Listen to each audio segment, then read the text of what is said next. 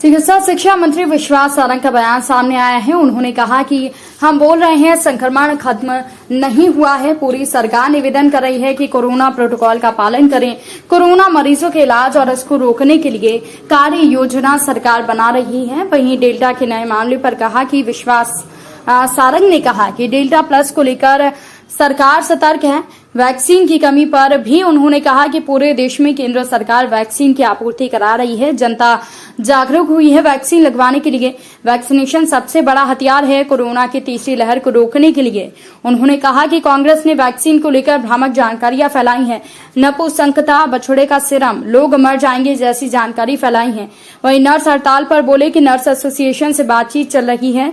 कमलनाथ के नेमावर दौरे पर सारंग ने कहा कि लाशों पर राजनीति करना कांग्रेस का सबसे बड़ा काम है। कमलनाथ को वो समय याद नहीं जब सीएम थे और उनके बंगले से कुछ दूरी पर ही बच्चियों के साथ रेप हुआ था। वो बंगले से बाहर नहीं निकले थे।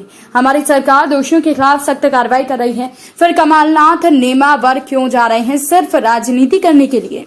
संघ प्रमुख मोहन भागवत को लेकर दिग्गी के ट्वीट पर बोले कि दिग्विजय सिंह की इतनी हैसियत नहीं कि वो संघ प्रमुख मोहन भागवत के खिलाफ ट्वीट करें।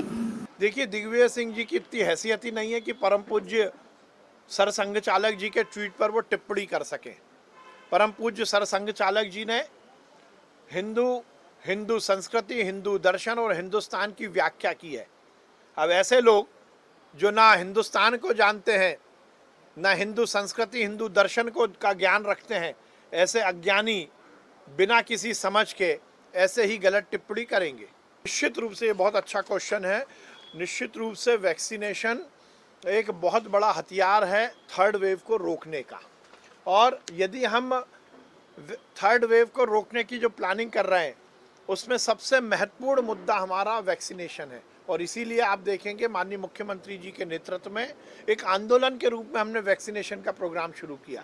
इस देश में तथाकथित कांग्रेस के नेताओं ने और तथाकथित विपक्ष के नेताओं ने जो विघ्न संतोषी हैं, उन्होंने लगातार वैक्सीन के मामले में अफवाह फैलाई।